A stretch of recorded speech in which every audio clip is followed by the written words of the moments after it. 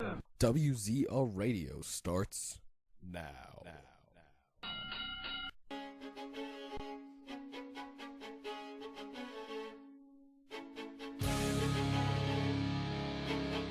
You can join us in the live chat room at WZROnline.com/chat or call into the show at 518-712-3070. I'm coming up for air so I can check myself again and I stand proven to the man but sheltered confidence returned. Now, here are your hosts, Matt Boone and Ryan Clark. What's going on, guys, and welcome to a special Sunday, January 3rd, 2010 edition of WZR Radio here on WZROnline.com. I'm, as always, your host, Ryan Clark, and we're going to be here for about the next 2 hours talking TNA versus WWE tomorrow night, TNA Impact versus Monday Night Raw.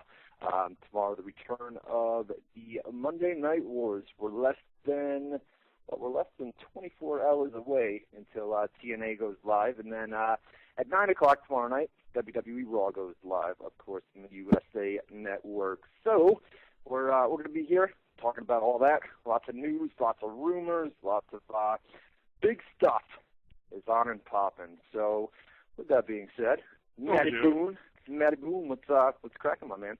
Not a lot, man. I'm actually excited too. Can you believe it? It's a big one, man. Tomorrow, I'll tell you what, all weekend. By the way, before I forget, that last song, the A.O. Yeah, the Ramones.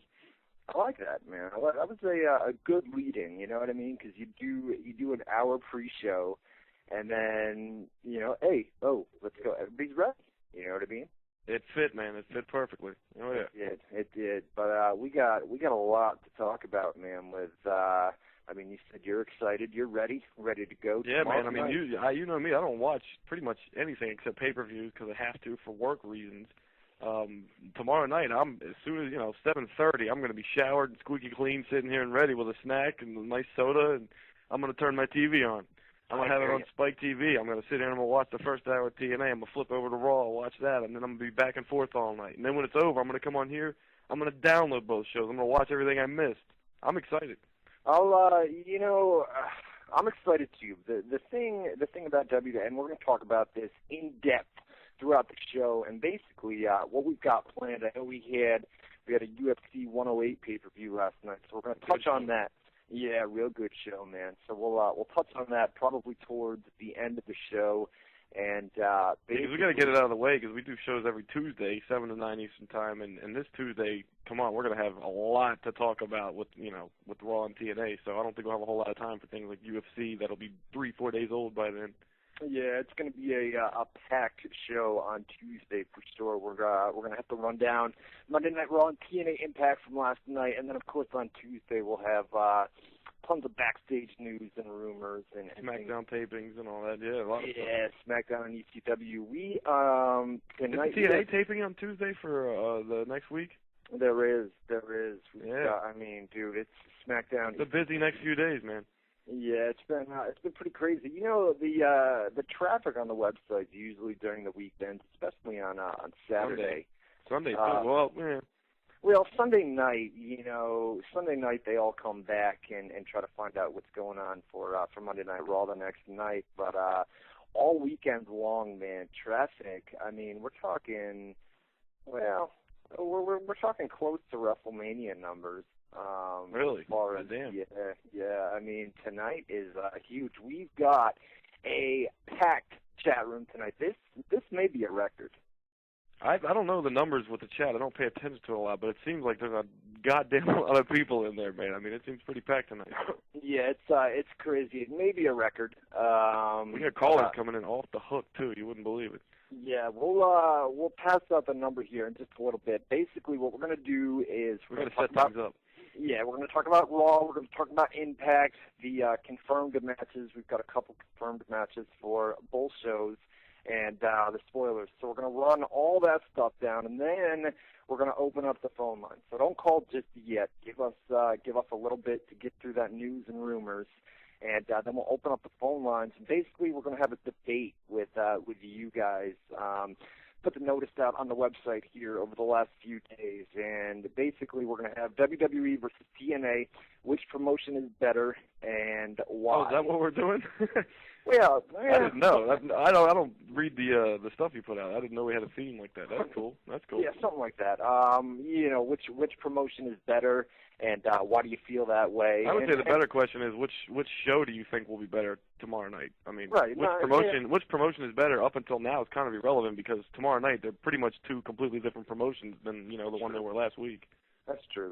We'll do so. I mean, which show are you guys going to watch? Obviously, most people are going to tune in from 8 to 9 Eastern time to see. The problem is. I'm interested. Yeah, that first hour's got to be insane for TNA. I mean, the awareness. I mean, you've seen the ads everywhere on ESPN during UFC last night, right. during Raw every week, and I mean, they've really built it up as far as commercials and stuff. So I mean, the word has been spread. Everybody I know seems to know about it. So. I'll be interested to see what that first hour does, especially. I mean, the other hours, obviously, that's where it's going to get interesting, too, because that's the direct competition. But, like, the awareness of that show tomorrow night will be kind of – you'll be able to kind of gauge it a little bit. So the awareness and the interest, combined for that first hour will be interesting, I think. Well, not only that, but you're going to have that first hour. You're going to have that 8 to 9 Eastern time for TNA, and then basically when Raw goes live at 9 o'clock, I would think. I mean, Brett's going to be the first one out. You know what I mean? Brett will be out there first, so I would think that TNA knows this. They obviously know this and have something major planned for that. The other thing, Hogan in WCW when he was there used to have like a monitor in his dressing room, and like if they had something good going on Raw. He would like go out to the ring and just cut a promo on somebody or something like just make sure that people don't change the channel. You know what I mean? Like right. I'm sure when 9 o'clock hits, they're going to be all over. TNA is going to have something, the biggest thing of the night going on at 9 p.m. probably. Without a doubt. Or it'll just be the Hogan thing. Maybe they'll save Hogan for 9 p.m. I don't know what they're doing. I mean, do Hogan versus Brett at 9 o'clock Eastern time. You know what I mean, that's what I would think. I mean, Hogan himself would probably think he's probably the biggest deal, as far as what they've got going on, and he is really. So I mean, I guess 9 p.m. Either that or he comes out at the beginning and announces something big that you'll want to see that would happen at 9 p.m. Right. I mean, it's like the wars, man. There's counter programming going on head to head. There's big stuff going on both sides. I like it. It's pretty crazy, man. It's gonna be tough to go back and forth. Unfortunately, I don't have the TiVo and the VCRs. I don't have any of that stuff. So I gotta go back and forth, and then not only. Well, I'll have them online for you, bro. You'll have the full. Believe me, I'm all over it. Yeah, no doubt. We'll get those downloaded and then probably rewatch them before Tuesday's show so that we can tear it up on Tuesday night. Speaking of tearing it up, the guys in the chat room, we've got so many people in there tonight. It's WZROnline.com/chat. Once again, WZROnline.com/chat. Tons that's close to 100 people in there. In the chat alone, which is insane. Right, which is pretty crazy. And we'll do chat shout-outs. That'll be interesting at some point in hour number 2. You and them, oh, man, I can't imagine good for those. The names are insane, too. That's about 90 names that we're going to have to go through. But nonetheless, if you get to the live chat room, we'll try to get as many of you guys as possible at some point, probably in hour number 2.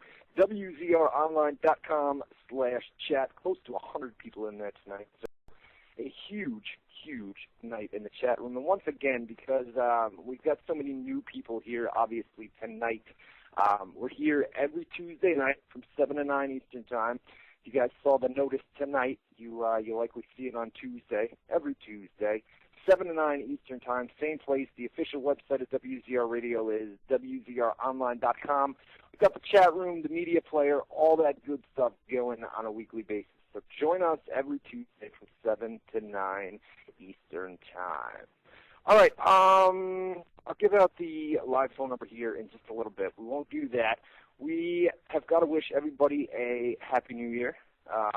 Thursday night was New Year's, and then Friday was New Year's Day. Thursday night? Was it Thursday? Yeah, it was. Yeah, it was Thursday. I'll tell you what, man. I went over to houses and had a bunch of people over there and drank a lot of beers, little bit too many beers, wound up in the bathroom at about 3 Oh, I o'clock. puked too. Yeah. Did you? Yeah. I mean, it was after midnight though. How long did you go before or after the ball drop? No, it was about 3 a.m. is where. Oh, Jesus! I was right after the ball drop. We started early. We started at like 3 or 4 in the afternoon. See, I didn't. Yeah, and then we went hardcore from about 9 to midnight. It was I haven't even talked to you about what I did. It was a crazy ass New Year's for me, man. It was a good one. It was a real good one. Yeah, we just we drank over at House's house, and I made it until about 3 o'clock, and then you get that feeling in your stomach where you're like, yeah, you know it's coming, and you can't fight it. You fight it as much as you want, but eventually it's coming. Yeah, I mean, I was sitting there taking deep breaths, trying to act, trying to not let anybody know that I'm about to puke my fucking brains out. You know what I mean? Yeah. I'll take a deep breath and shit, and finally I said, that's it, man. I'm going to the bathroom, 3 a.m., and then we partied until, I don't know, 5, 6. The sun was coming up in the morning time. So no, I'm at a complete stranger's house. We're outside drinking and stuff, and hanging out, and the feeling hits me. I don't even say a word. I turn around, I run into the stranger's house without even asking. Just go right in. I'm checking doors, looking for a bathroom. I get into the bathroom, and I just explode all over the toilet, man. Welcome. No doubt. So hopefully, you guys had a good New Year's, and you're here tonight. So that means you're alive and well. You made it through, whether you drank or whatever you did. God damn, look at that. I hear you. I hear the live chat room guys. Yeah, I know. I'm going to continue to plug it throughout the night. Hopefully, we can get over that 100 mark at some point tonight in the live chat room. We've got WZROnline.com/chat. We've got our mods working hard over there tonight. We've got tons of what's that? We got to set these shows up, man. We got to get into this thing here. Raw and TNA. There's a lot to cover before we can even start dealing with the callers here. Raw tomorrow night, Dayton, Ohio. Bret the Hitman Hart will be the special guest. You can talk about some of the matches. We've got a lot of matches and spoilers actually for the show too. TNA will be in, I believe it's Orlando, Florida, right? Yeah. Orlando, right. With the return of Hulk Hogan, of course, and some matches are confirmed for that as well, and a bunch of spoilers. What do we got on each show, man? What do we yeah, let's run it down. By the way, one more note. I only have one more note in the show file. I want to put this fan on, but I'm not sure if I put the fan on if it's gonna fuck up the stream. But nonetheless, we're gonna give it a shot anyway. It's hot in here, my man. It's hot. It's hot in here. Artie Lang, my man. Yeah, I read that. That's it was right before the break, before the Howard Stern show went on vacation. They said he was taking the company. He didn't ask to take time off. The company told him, you need to go take some time off, and they wouldn't really say exactly what it was. And then the news came out today, 2 weeks later, that he was just in the hospital last night, Saturday. So you can imagine. Oh God, I mean, hopefully, they come back tomorrow, Monday, the Howard Stern show. I'm hoping he's there because I want to hear the story. I want to hear what the hell's going on. Right. His rep today said that he was going to keep it a private matter between him and his doctor. But he obviously, he's got drug problems. You know what I mean? That's if he's on the show, he'll talk about it. Believe me, Howard will ask him, and he'll talk about it. He always does. He saves it. He doesn't let the media know anything because he saves it for their show specifically. That's kind of the deal they have. Yeah, no doubt. Guys, WZROnline.com/chat. Tons and tons of people in there tonight. We're approaching 100 people. We need about 6 more people in there to get to the 100 mark tonight. And once again, we'll be taking your live phone calls here at some point, probably once we get done running down what's planned for Raw and Impact, which we're going to do right now. Oh, the last thing. I'll tell you what, man. Is it warm in Florida? I woke up this morning and there was about 2 feet of snow on the ground up here in Albany, which is ridiculous. Yeah, man, the blizzards up there are rough. No, it's not warm down here. It's getting cold actually. It's getting pretty damn cold. It's not like 60s or that's cold for us, but yeah, that's bad. Yeah, no doubt. All right, so TNA versus WWE tomorrow night, January 4th. Big night. We've been reporting on it for weeks and weeks and weeks now, and tomorrow is the night. You said Monday Night Raw is live from Dayton, Ohio. We've got guest host Bret the Hitman Hart coming back after 10 years? 10 years. 12. 12 years out of action. 97. Yeah, well, 13 almost. It was November of 97. 12 years, a little over 12 years. Right. So he's making his return tomorrow night. We've got we'll run down Raw first, and then we'll talk about TNA Impact, because TNA Impact I mean, that's the place to be, it seems like. Well, it's a 3-hour show, and it's like a big thing for them. Raw is just combating it with Bret Hart, really. I mean, other than Bret Hart, I'm sure the show ain't going to be a whole lot different. So TNA's the one it's a whole different show, a whole different ballgame for them. Yeah, we talked about it. We talked about it last week where, I mean, you watch Raw on a weekly basis, and you get the 1 or 2 segments that are fine, you know what I mean? But the rest of the show, all that filler material, you're still going to have that tomorrow night. The Hornswoggles, the Chavo Guerrero, you know what I mean? Sure, Bret Hart's going to be there, and that's a big deal. And hopefully for some of the older fans, obviously it looks like they're going to relive the Montreal Screwjob from last week. They planted the seeds last week, so. Yeah. We'll have, maybe a worked shoot type I'm deal. sure they'll set something up. The interaction between Vince and the interaction with Shawn maybe as well. Plus, they've got to, I mean, as far as, the casual fans that don't follow the internet and the stories and stuff, they just think Bret Hart's there for one night as a guest host. But he has obviously signed a contract through WrestleMania, so they've got to set up some kind of storyline explanation tomorrow night to why he'll be there, on a consistent basis, unless they move him to SmackDown, which I don't know. Right.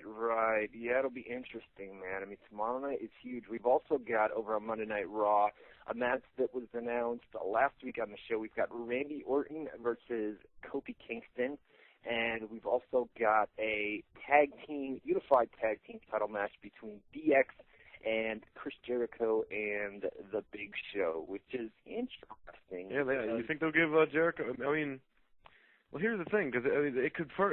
Let's say you want to explain why Bret Hart could be going to SmackDown, despite all the hype and the hoopla on Raw after tomorrow night.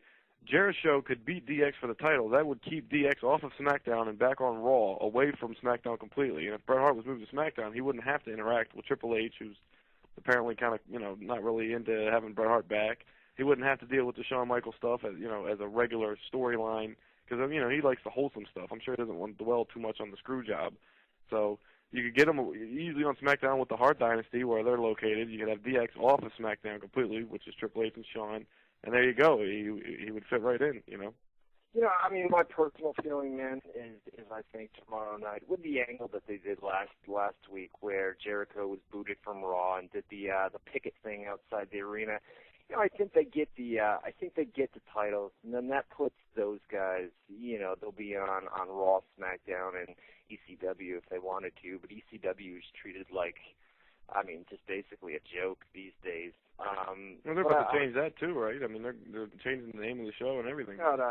They've got major problems. There were meetings between WWE and Sci-Fi several weeks ago where they discussed the future of the show and what they were going to do with it. And part of the deal was a possible renaming of the show where the ECW letters will be dropped, and not only that, but as far as talent is concerned. Yeah, but like a whole rebranding. They not just changing the name, but it'd be like a whole different kind of show. So I believe, that was supposed to happen in late January or early February. So that's just around the corner here. So we've got those two matches on Monday Night Raw: DX versus Big Show and Chris Jericho, Orton versus Kingston. Like I said, I would. This is just my personal opinion, but I would say put the titles back on Jericho, and then have DX would be a mainstay on Raw, and then you'd have Jericho and Big Show. Yeah. Who cares about Big Show? As long as you got Chris Jericho floating back and forth, so you need him on Raw. You need Chris Jericho on Raw. Period. Do you remember what I told you about the Big Show earlier today? Yeah, I do. Yeah, I don't know. I haven't put anything on the website, but are you going to? Have you decided? Not until I can get more info on it, but basically the deal is I heard from a source today that Big Show is not all that thrilled about his current status in WWE, and maybe it's traveling too. Yeah. That's part of the deal is the travel schedule, and basically Hogan did an interview several weeks ago where he said that he had talked with several top stars from WWE. Obviously, it's Hogan. So you never know what to believe. But but Big Show is a big Hogan mark, and they got the history. Right. So. Well, he said that he had spoken to several WWE main eventers who we're not that happy with their status, and one of those names, I can't confirm this yet. I probably shouldn't even have said anything. Just a rumor, yeah, but still, it's an exclusive rumor, something extra. It is exclusive. It's not on any other websites. I got it from a source today through email. So you got it right before we went on the air, didn't you? A couple hours, earlier this afternoon, 3-4 o'clock. So yeah, the Big Show is not thrilled with his WWE status, and I don't know. That's all we'll say about it for right now. There you go. More details on that. Also, other stuff with Raw. I mean, John Cena is apparently definitely not going to be at the show due to prior commitments. He's going to be at the Fiesta Bowl. The Hart Dynasty, they've been called in to appear at Raw on Monday, so they'll be there. So who knows what they're going to do with that? No, that was another thing with Bret Hart possibly going over to SmackDown to do an angle with the Hart Dynasty over there. I would say, if anything, you bring the Hart Dynasty over to Monday Night Raw and do the angle there. You know what I mean? If it's gonna be like a Hart Dynasty versus DX thing, I would think, with Hart and like maybe Vince even in the corner, something like that. Right. So you would have to have them on the same brand, or DX could just keep the titles and they would be on SmackDown as well. So. I didn't even think about that. Well, they wouldn't do it at WrestleMania because they've got, I was going to say DX versus the Hart Dynasty at Mania, but you've got Shawn versus Taker. Well, it could be something as simple. I mean, we've heard the Hart Dynasty is going to be at Raw on Monday, but it could be something as simple as Bret Hart, like during his speech at some point, just saying that he is, as his first act of guest host, he's drafted them, to Raw or something, something minor like that, and that would explain them being there, and then they would be there from now on. It could be that easy. Yeah. Well, I mean, there's obviously, they've been called to Raw, like you said, tomorrow night, so there's obviously going to be some sort of interaction between those four. You know what I mean? Bret and Dynasty, yeah. Jim Ross, he talked about Randy Savage, Macho Man Randy Savage rumors in his blog today. I didn't even hear any rumors, but I'm pretty sure you don't have to worry about Macho Man showing up tomorrow night. So I don't know where the hell that even came from. I have no idea. I think he said he got a bunch of emails from oh, is that what it was? Yeah, he got a bunch of emails and that they had read somewhere. We didn't have that. I didn't have it on any of my websites. But I don't know where he got that from. Macho if anything, I could see Savage hooking up with Hogan again, maybe. I would. Yeah. WWE doesn't really like him all that much, from what so I wouldn't see that one.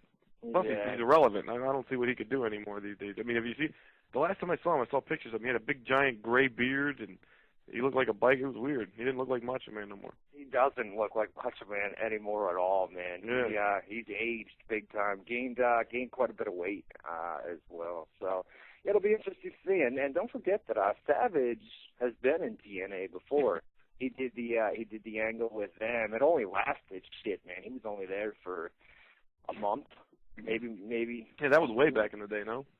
Yeah, that was a long time ago. Well, last year, the year before, time flies. You know what I mean? Yeah. I can't keep up with that. But nonetheless, no Macho Man Randy Savage on Monday Night Raw. Basically, WWE, as far as they're concerned, they've got Bret Hart, and I think that's enough. You know what I mean? To bring in Randy Savage and Bret. I mean, Bret Hart is obviously at 12. Even without Bret Hart, they would have kicked the shit out of TNA in the ratings. So that didn't even make a difference. But I think for the diehard fans, they're fighting a little bit by bringing Bret in, and that's pretty much all you need. Because I'm telling you right now, TNA's got a lot of stuff I want to see. WWE has one thing I want to see, but I'll be tuned into WWE from 9 p.m. until I see Bret, and then once I see Bret, depending on how they use him, I might not be tuning over to TNA too much because I don't want to miss anything of Bret. I want to see all that live. Right. I've been waiting a long time. That's a big deal. Well, it's hard for me to explain because I saw Bret at the Ring of Honor show several months ago in New York City, and I don't know, man. I've never been a huge. I know I can call you a big mark for Bret Hart, right? Sure. Yeah, sure. All right, no doubt. And I saw him. I've never been a huge. I mean, it's Bret Hart nonetheless, but I've never been you missed that time period a little bit, which I'm sure if you missed it, I can't imagine how many fans of WWE's product, especially, which is pretty much the entire wrestling product right now, percentage-wise. So I can't imagine how many of those people either. I mean, I'm sure they've heard of Bret Hart, but they were not around when he was around, and if they were, they caught him at the very ass end in WCW when nothing, So it's still, though, seeing him in the Ring of Honor and seeing him in WWE on Raw with the Vince storyline being used, the screw job, the whole thing, that's a big difference. It's not the same. It's on TV and it's not in a little gym somewhere. I mean, it's a big deal, and he's there and he's motivated and he's got a script. They got good writing and whatever. So it's going to be a whole thing, and I'm interested to see what they do with it. and what after it's done, what what's coming up next, how they're going to keep it going. Yeah, how the storyline continues, because obviously, we reported on the website here several weeks ago that the plan was for him to be with WWE until after WrestleMania, about 2 weeks after WrestleMania. It was just a short-term deal, and that's not to say that. Yeah, he can always re-sign too, by the way. Without a doubt. You know what I mean? After WrestleMania, if things go. And it's interesting because these guys retire, you know what I mean? Not retire. I mean, Brett never retired or anything. Well, he retired from. Yeah, he retired because he got a concussion. He couldn't wrestle, and then he had the stroke, and yeah. Right, but it's always interesting that these guys walk away from the business. Even this is a bad example, but Ashley Mazzaro, a former diva who left wrestling for quite some time. And I would say Brett's the perfect example. I mean, he left and just stayed away. I mean, once he quit from WCW, he did not he turned up at like one thing here, one thing there, and it was nothing major. It wasn't like Ring of Honor, nothing big. He's not been on the national scene except for the Hall of Fame. That's pretty much it. The point I'm trying to make is that he's still coming back. You know what I mean? Ric Flair is a good example where you just can't get away. You know what I mean? You can't. When you come out and you've got 14,000 people, 60,000 people at WrestleMania that are, you know what I mean? That reaction when you come through the curtain. It's just things that, guys can't stay away for. And Bret Hart is basically another example of that, where he's. I don't know, man. I mean, he stayed away, and with Flair, you can't even compare the two. But I think Bret, and I don't want to talk out of school and be like an asshole and rude, but he might need the money or something. You never know. I mean, it might be one of those reasons.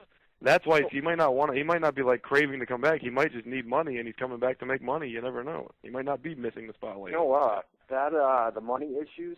I've heard the rumors. I know. I didn't want to say it, but still, it could. It might not be. He's like dying for the spotlight again because he really doesn't seem to give a shit. So it could be money. Well, he hasn't done anything. He's done a book. I mean, that's about it. Right. He did the book, but 12 years. He did the DVD with WWE. He got some money for that. He did the book. He probably got some, good money for that. And then, he's got appearances and stuff. But yeah, he did. If he's got a divorce in there too, maybe 2 divorces. I know he's got one.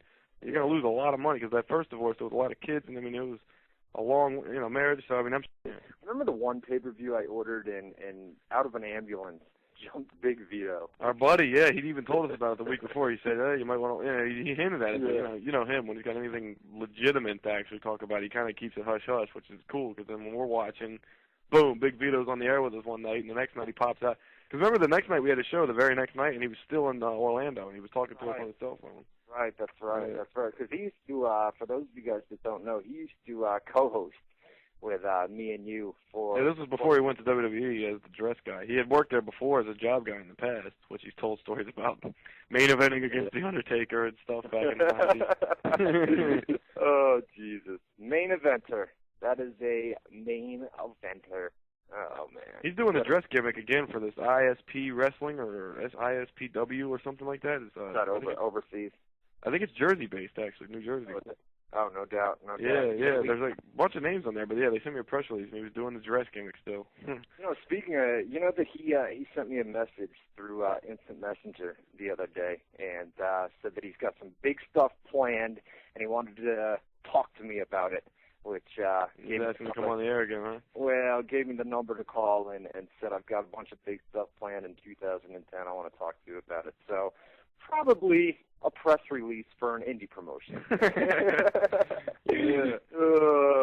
I love you, Big V. I love him to death. But anyways, so we got Hall, Nash, Waltman, and we mentioned Sting. He's actually a TNA guy already, but I guess he's been gone for a while, or what's the situation there? Yeah, he's been gone for a while. Actually, his last match was Down for Glory, and I saw that.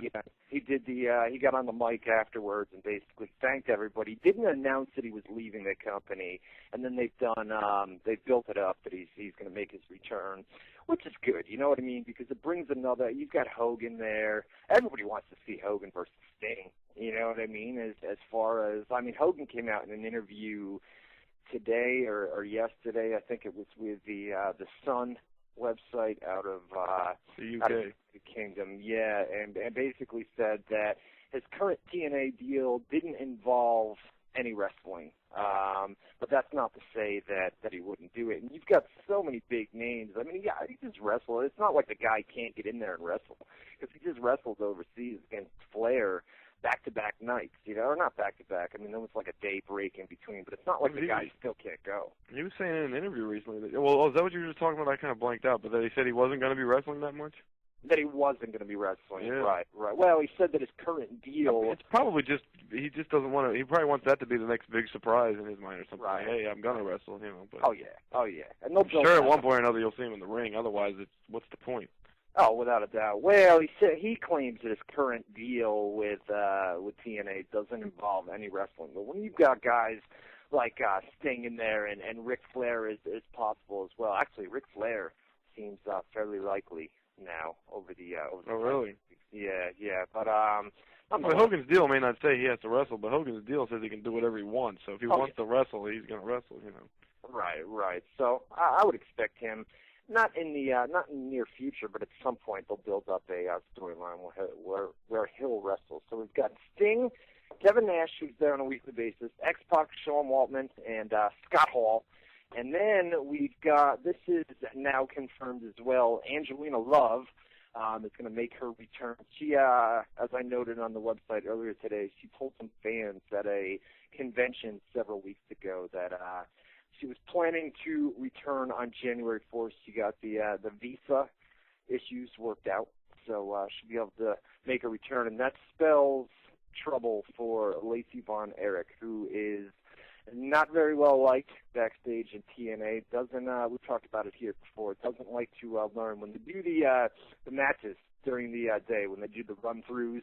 When the agents are out there, she doesn't like to take advice, and that kind of ticks off management, you know what I mean? Where if you show that you don't want to learn and you don't want to improve, TNA management is not going to see that as somebody that's it sounds like she's, from what I hear, is that she's like really stuck up and just doesn't take advice or doesn't listen to other people. And then she's the one who replaced Angelina Love, so now that Love's back, it doesn't look good for Ms. Von Erich. But this is one of those, like I said, Angelina Love wouldn't have been a big deal, but it would have actually meant something, 2 weeks ago if she came back to regular TNA fans. Now tomorrow night with all this stuff going on, it's going to get lost in the shuffle. Nobody's going to give a shit that Angelina Love is back, Yeah, but it's so much better for your weekly storylines. I mean, Lacey Von Erich.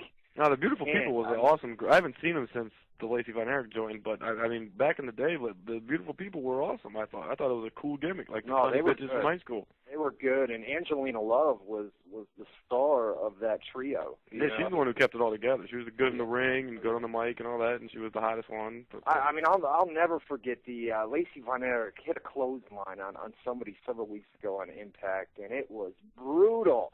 And that was with the edits, you know what I mean? Where the show is taped Monday and Tuesday. They did brutally hard or brutally pathetic? Brutally pathetic, horrible. And it was a clothesline, you know what I mean? And they don't have her work. They have Madison Rain and Velvet Sky do most of the in-ring work, and she stands outside. And if they tag her in, she's only in there for a brief minute, you know what I mean? She hits her planned spots. So as far as, Angelina Love returning, she was the heart and soul of that trio, like I said. So it'll be much better. And Lacey Von Erich, they could keep her as a fourth member, but I honestly don't think so. I think she'll probably just be somebody that doesn't talk and walks with like a male wrestler to the ring or something.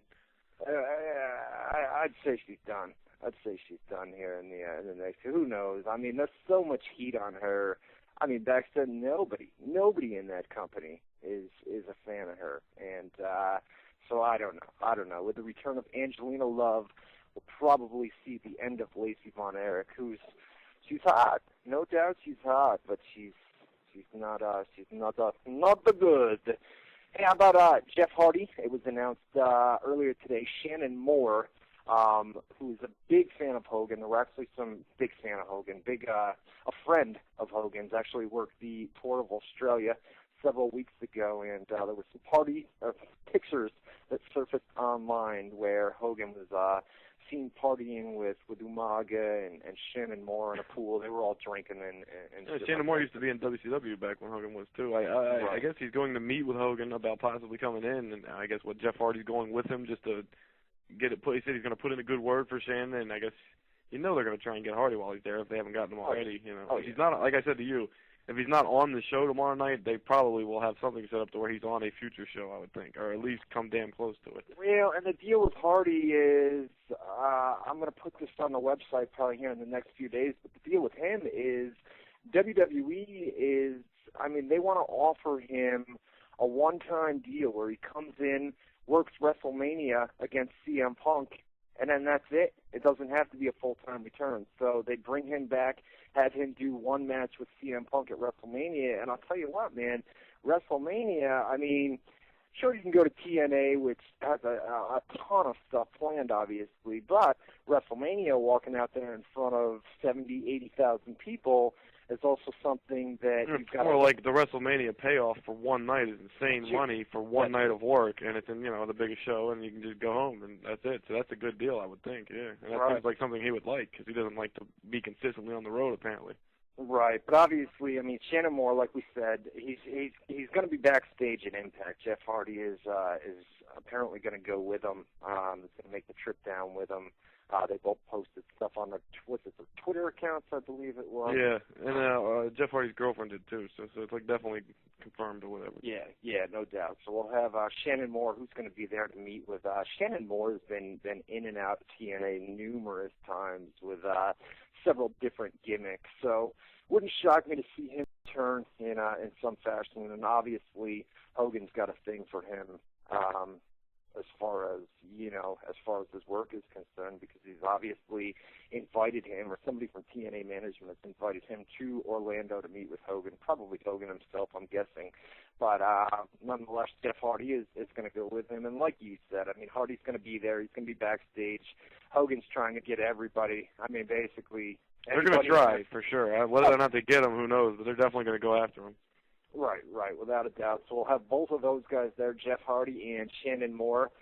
The Rob Van Dam story is interesting to say the least. He posted a blog on his website earlier this afternoon, robvandam.com, where he said it was kind of cryptic, as I read that several times before I put a title on the post, and it seemed to me basically said, do we have that? Let me cue that up and read. Yeah, he posted the blog, and he pretty much, I mean, the general gist was that he wasn't going to be there, which we had pretty much heard that he was definitely going to be there. But, yesterday we heard pretty much for sure he's definitely going to be there, and then he posted his blog where you can't really tell, but, I mean, he pretty much says it outright that he's not going to be there and he's going to be watching it on TV like everybody else, so I'm not sure. But then he posted a Twitter message after that says he's got big... That one didn't mean anything, really. He just said he had big plans for January 4th, which just could mean he's going to watch the show. Yeah. Well, he didn't say he was going to be watching on TV. He says, I'm going to be watching with you. I mean, whether that means watching with us from inside the arena. Or from backstage, yeah, or even from on the show itself, you know what I mean? Like, he'll be on the show, but just watching it with us because he's a fan still. Who the fuck knows what it means? This is what he said. He said, this Monday night kicks off a new ratings war between WWE and TNA, like I have to tell you. I admit I am interested in the hype. In fact, I feel like I'm involved with this new era just because of the ginormous rumors involving me and the return. I'm going to say this, even though I won't do it much good. Even though I know it won't do much good, don't be mad at me that you tuned in to see your favorite wrestler and I wasn't there. I'm going to be watching with you. So that doesn't confirm that he's not going to be there live, because we had heard. I mean, I had heard that talks began. There's been ongoing talks for months now between Dixie Carter and Rob Van Dam. And then around TNA's Final Resolution pay-per-view several weeks back, I had heard that there were ongoing talks once again between the two sides, and many expected a deal to be reached for the January 4th special. That's not to say that one hasn't been reached, and maybe you've got so many surprises planned already for that show that they could do it at the TV taping on Thursday. That's what I'm thinking. I'm thinking that he's being a smartass about it, and he's going to be there backstage at the show watching it like everybody else, which covers that he's not watching it on TV. But they also, we've heard that he signed. So if he signed, maybe they just don't want to rush everybody out at once on one show and save something like you said, and then maybe they'll just build up next week a former world champion that's never been in TNA, that everybody's wanted to come to TNA, will be here, and Hogan made it happen because Hogan's here to help TNA, you know, the whole thing. Right. Yeah, it's very possible that we may not see him tomorrow night, but like you said, we had heard the deal had been signed. You know what I mean? So you had heard way earlier than me too, by the way. You've been talking about it for weeks. I hadn't heard until a couple days ago for sure that it was signed. Right. You had been telling me, so. Right. So we'll have to wait and see. You know, and that's another thing. You don't want to overdo it. It seems like they kind of are already. That was my big huff every week when we talked about it. When we talked about WWE versus TNA on January 4th, I said TNA's doing too much on one show. I mean, right. They're not going to beat them in the ratings no matter how many. They could bring the president on the show. Well, maybe not. That would probably spike the ratings pretty big. But, I mean, they could bring any wrestler in the world into that company, put them all on the same show. They're not going to beat WWE. And then the next week it's going to look like less going on because the surprises are gone. There's no like, oh man, I can't believe this person's on the show because you've seen them. Yeah, they're all already there, and they were there on one night during a 3-hour. And if they're copying WCW, you know, tit for tat like they seem to be doing with the Hogan and the parade and everything is exactly the same. If they're copying that, then the thing that made that work really was going head to head with Raw, and the fact that they were stealing people and signing them over to WCW and debuting like new fresh people every week, Lex Luger, Kevin Nash, Scott Hall, $1 Million Man. Every week somebody new was showing up, and you're like, damn, I can't miss this show because something good's going to happen every week. If they have that many people signed, debut Hogan like you've been planning on it. Next week, debut, you know, Hall and Nash and then RVD, then Mr. Kennedy and Jeff Hardy. I mean, you got stuff going on if you do that and spread it out over time. It looks like TNA's got shit going on. Oh yeah. I mean, tons and tons of surprises here. Expect a lot of them tomorrow night, but don't think that there can't be surprises on Thursday's show as well. You're coming off a major show on Monday, so you've got to do something big on. Yeah, but that'll be taped. That wouldn't be a surprise if you saw it. Oh, that's true. You're right. Well, they could save them for a pay-per-view. We've got a pay-per-view coming up in a few weeks as well. Have we heard anything about them going to? I mean, it seems crazy that they would do this one, like RVD would say, which is the faggiest word I've ever heard in my life. Ginormous show, you know, ginormous, and they're doing this ginormous show, and on Monday live against Raw, and then the next week they're not going to be on Monday again. It's like, here's what if it works? What if it like works really good and they're not having anything scheduled for the following Monday? Like, what the fuck? They're going to lose all the momentum. Well, here's the thing. Basically, TNA management says that the rating is irrelevant. You know what I mean? Whatever. No. They say that because they're expecting it to tank. Now, let me ask you. If it works, I'm saying if it like, let's say the damn rating comes out and it's like a 2.5, something insane, and it's like, oh shit! Now they have this huge rating. It worked. They damn near beat Raw. And then the next week they're not on Monday anymore, and they're going to lose all that momentum, and they're going to have to try and make it a big special thing when they finally go on Monday again. It's like what we're doing here tonight. We've got insane traffic tonight with tons of people listening, and we let them know that we're here every Tuesday night from 7 to 9 Eastern time. So basically, they've got to enforce the fact tomorrow night that we're live we air on Spike TV on Thursday night. Yeah, I mean, it's not the same though, man. Because the thing that's going to the rating stuff is the clicking back and forth. So you get a big pool of wrestling. You mix the WWE and TNA audiences together in one, because they're all wrestling fans at their root, at their core. And there's a lot of stuff going on that would interest any wrestling fan. Bret Hart and WWE, even if you hate WWE's product, you want to see what's going to happen with Bret. I'm evident to that. TNA I don't like enough to watch, but they got enough going on that I'm dying to see what they're doing with all this stuff and how it's all going to play out. So, you know what I mean? If they had it every single Monday night, you would have the people flipping back and forth. It's not to say that they won't have it. I mean, if it works out, we'll see something. But the thing is well, not necessarily. They don't have anything scheduled for next Monday. So if it works, they're going to have to skip at least 1 week unless they can hurry up and edit. Could they get a show on next Monday? Could they have it set up to do it live? Even though they're taping it on Tuesday for Thursday, so there's no way to do it.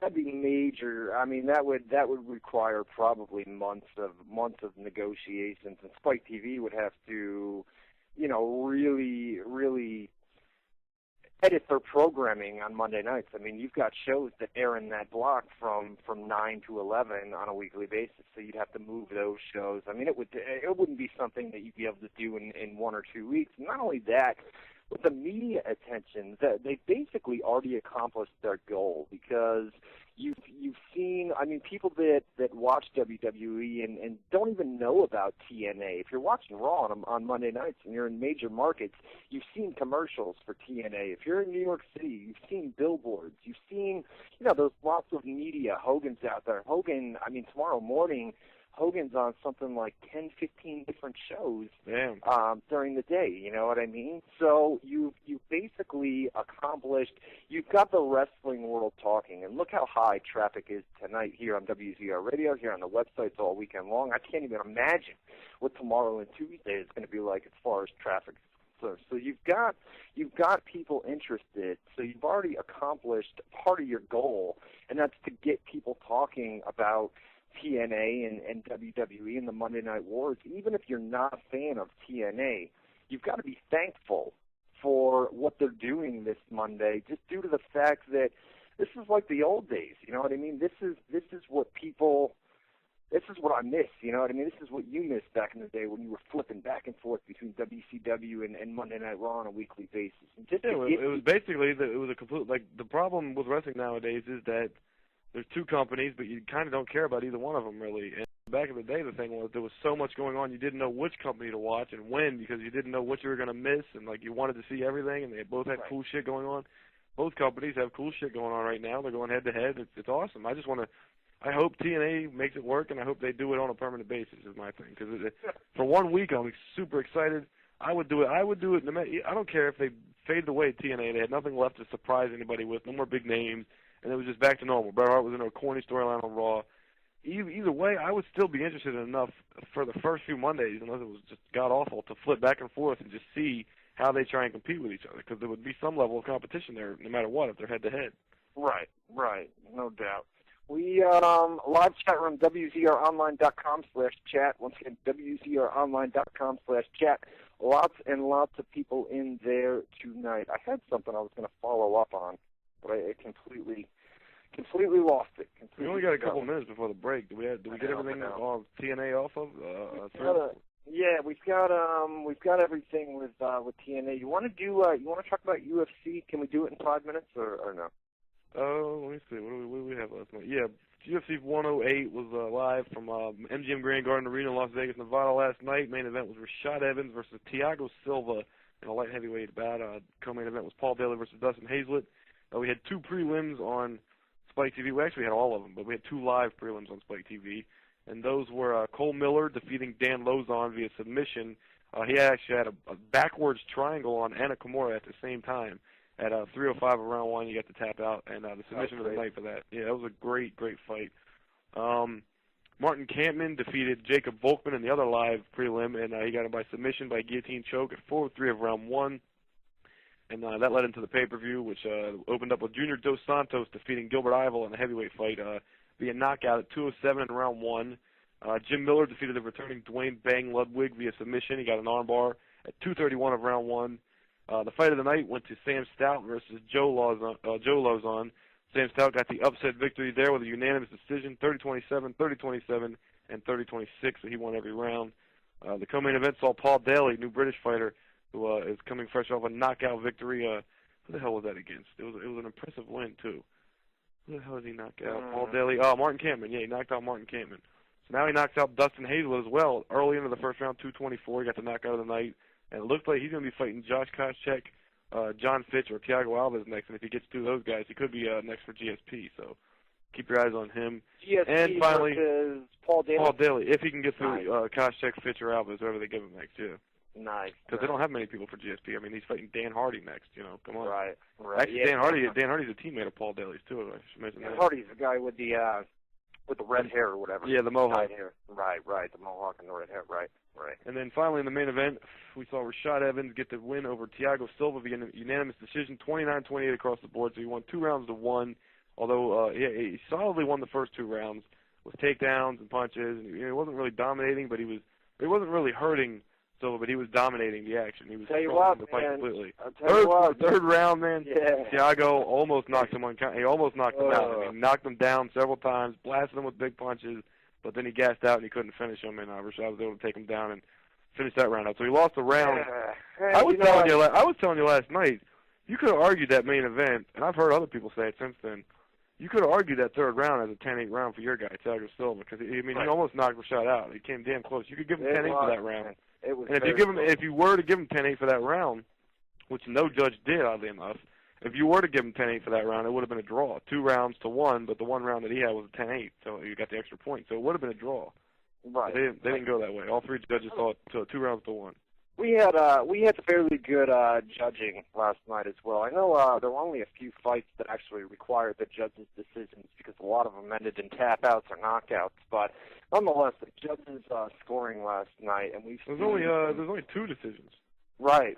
But in both of those decisions, I mean, we've seen shoddy. Oh, the one decision was obvious. Sam Stout over Joel Ozon. He won every round. Right. 30-26. He even gave him 30-26 on one of the cards. The main event though was the only one that could have been controversial. Yeah. They got the right call though. I think Rashad won that 2 rounds to 1. No doubt. And it was a good show from top to bottom, man. Yeah, people thought this was like the weakest show they've put on in a long time, and it might be pay-per-view buy-wise. It might be like the first time they hit under 300,000 in a long time. But it turned out to be, as far as an exciting show, it was an exciting show. It's always those shows, like the WEC shows that they do. The ones you don't care about because there's not a lot of star power. They have the great fights usually somehow. Somehow it works out that way. Yeah. Exactly. The major fights, like the fights that, and I'm not saying that they're all bad, but the major cards usually turn out, I mean, they hype them up so much, and then you get the fights, and it's like, blah, you know what I mean? But then sometimes, yeah. These little WEC shows, and I'll tell you what, man, Strikeforce delivers. That was an awesome show, every time. Strikeforce delivers every single time they put on and you never know, obviously, going into fights, but nonetheless, they seem to deliver every time. So it was a good UFC 108 pay-per-view from last night. Drank a lot of beer last night as well. I actually went sober for that one. It was a good show nonetheless. Though. Check out MMAnews.com for anything UFC and MMA related. We got you covered. MMAnews.com. MMAnews.com. You guys are going to launch something big this week? I believe it's this week. We're launching that big fucking animal that I've been telling everybody about. It's insane, man. Where do you see it? MMAnews.com. Check it out this week, yeah. Puts that Share Dog website to shame, my man. It's going to. It is. I've seen I saw something a while back where new design. It's completely different now, dude. It's insane now. No doubt. All right, this is what we're going to do. We are at 9 o'clock Eastern time, so we're going to take a commercial break. We're going to come back. We're going to do shout-outs in hour number 2. I'm going to give out the live phone number to call us live. Get ready, Matty B. Oh, gee. Get ready. Give out the live phone number.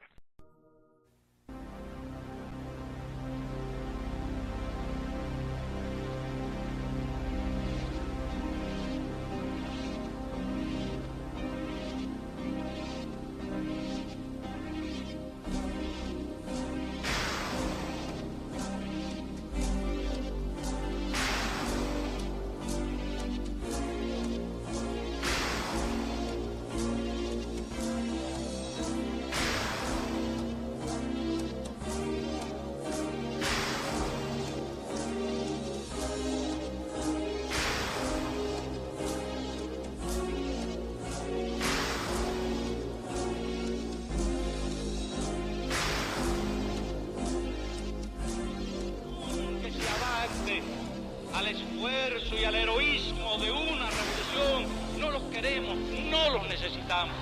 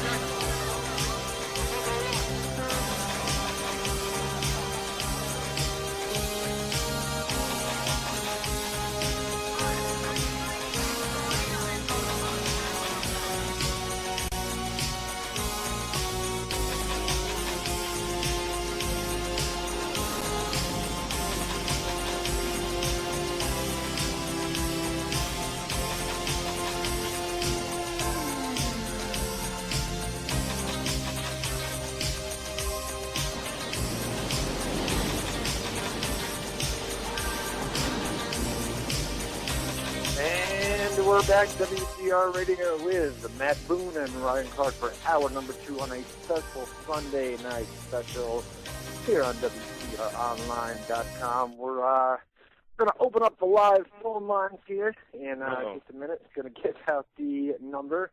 Before I do that, just got word from Orlando, Florida. A big, well, not necessarily big spoiler, but tonight, you noted earlier that they had a parade down in Orlando, the City Walk at Universal Studios, and can now confirm that Scott Hall is in Orlando, Florida, and was a part of that parade. And they didn't shoot any angles or anything? Is it over or what? No angles or anything like that. Vince Russo teased that he was going to crash the party tonight. Right? Crash the party, right. And that's interesting because Russo is telling people within the company that he's had no meetings with Hulk Hogan. He acted like he was literally going to crash the party because they're avoiding him and they've never met with him yet, which is bullshit. He's been meeting with Bischoff and Hogan and everybody plenty of times. They're all pretty much on the same page as far as we know. They're going to work together as at least for now. They're on the, like you said, they're on the same page. They've had meetings in the past year. Some notes. I'm just reading this through a fan email that I got during the break. It says Bubba the Love Sponge and Jeremy Borash were the host of the event. They had cameras were on hand, taping footage. It's going to air during tomorrow's live Impact. Borash worked as the master of ceremonies, and Bubba filmed some material with the TNA fans. Eric Bischoff, Scott Hall, Jason Hervey, and Kip James. Is Hogan going to be on the Bubba show tomorrow? I would guess so. He's going to. Either way, it's going to be. If he's on tomorrow live, that'll be worth listening to because he'll spill his guts. He always does. Oh yeah. Well, Bubba and him are real close. Yeah. So. Caller, you're on the air. What's going on? Yes, sir. I was going to ask you a question to Ryan. Tomorrow night TNA. You said a couple weeks ago they're supposed to have a new set, and you said that Hulk Hogan is not a big fan of the 6-sided ring, and I was wondering if they changed the ring to 20 by 20 size ring like WWE. I can tell you this, that according to somebody, basically the deal is this: ProWrestlingRings.com, which makes rings for wrestling companies. I had heard that TNA had requested a 20 by 20 ring, 20 by 20 ring. When I contacted them for comment, they said no comment. Then they said that they weren't going to comment on it. So that, you could take that for what it's worth. Hogan definitely wants to get rid of the 6-sided ring. But, I don't know do they have the ring ready in time for tomorrow? I don't know, but they're definitely going to switch it one time or another. So it's definitely. I believe you're going to see a new set tomorrow as well. Hopefully, at some point during the day tomorrow, we'll get some live notes from Orlando. But I believe a brand new set is going to debut. As far as the ring is confirmed. I think I think that's something they'll announce beforehand. I don't think they'll just come out and debut it right away. I think they'll at least type that up and say something like next week we'll debut a new ring of sorts. But nonetheless, ProWrestlingRings.com gave me a no comment. So that's all I got for you. Caller, you're on the air. What's going on, man? Hello. Yo, go ahead. Oh, hi. I got a question. That whole Lacey Von Erich thing, is that true about Lacey Von Erich being not one advice or anything on the on anything? We talked about that in hour number 1 with the return of Angelina Love. I would guess that she's on her way out. The basic gist of it is when they do the walkthroughs earlier in the day where they're out there with the agents. She doesn't like to take advice. She doesn't like to learn. She doesn't like to improve, and basically just has a snotty attitude. And this is not me with some personal vendetta against her. This is known throughout the company. This is known through TNA employees that she's just not a friendly person. Basically that stuck-up bitch. You know what I mean? I'm hot. She's hot, and she's horrible. Like I said in hour number 1, she hit a clothesline on Impact several weeks ago, man. It was just brutal, and that was with the edits because the show stays Monday and Tuesday. You know what I mean? So, it's brutal, and they keep her out of the ring. Like I said in hour number 2, you can clearly see that Madison Rayne and Velvet Sky are the two main ones behind that group, and with Angelina Love's return, I would expect she's on thin ice. Probably a feud between Lacey and Angelina that started off, like who's going to join the group or whatever bullshit. But yeah, Angelina Love will probably end up in there. Caller, you're on there. What's going on? Yo, what's up? It's Living Killer in the chat. You know who it is. But hey, yeah. Anyway, it's been a while. I haven't been on the show a whole lot lately, but I'm back now. It's nice to be back. But my question was, what do you guys think of Sheamus completely, or in my opinion, completely failing at getting over as a heel? Because unless he's in the ring with Cena and he's beating him down, I haven't really heard this guy get a lot of heat. As far as, did you hear the question, Matt? I'm sorry. He's just basically saying, we got to hang up on you, buddy. You got to turn your speakers down when you call. He basically said Sheamus isn't getting over as the top heel, champion heel. What do we think about that? And things like that. He's not getting the heat that he should to be, the top guy. Well, first and foremost, it's good to have him back, right? Where'd he go? Oh, we had to get rid of him, man. No, it's good to have him back listening. He said he's been gone for a while. But yeah, Sheamus as a heel, as a top heel, then the WWE shoving him down our throats. I was going to say, if they stick with it, he might become the top heel whether we like it or not. But as of right now, he doesn't seem to fit the spot. He doesn't look right. You know what I mean? Yeah, he doesn't. That look. The pale white, the ghost look. You know what I mean? But as far as that's the benefit of being in with higher ups within management. You know what I mean? It's not even just the white. That stuff could get over.